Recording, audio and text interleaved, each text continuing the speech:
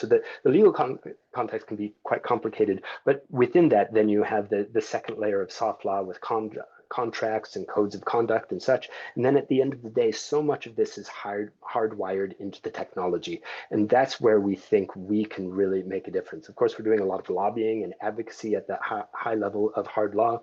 We're working right now on a roadmap for Europe that includes building human-centric model clauses for bilateral data sharing agreements. But it's really at the level of the technology where, so many aspects of consent and agency and understanding the implications of data sharing across borders is manifest, that we think we can make the biggest difference.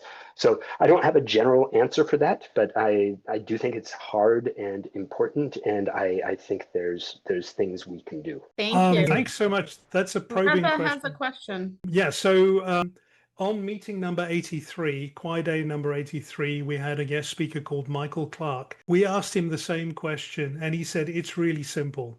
It's an accounting.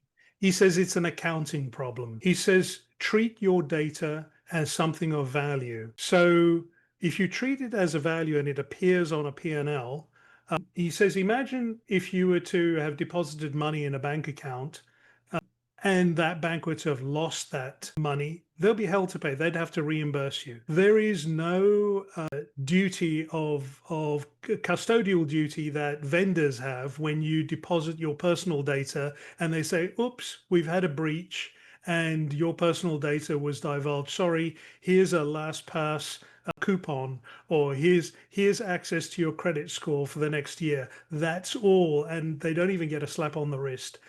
So treating it as money, treating it as a fiscal asset is important. It's one ingredient. And then I was at a conference, the AI 2030 conference, and the alderman of Chicago, of Illinois, said, we are going to treat data as a valuable asset. And if we do that now, there are import and export duties that have to be paid.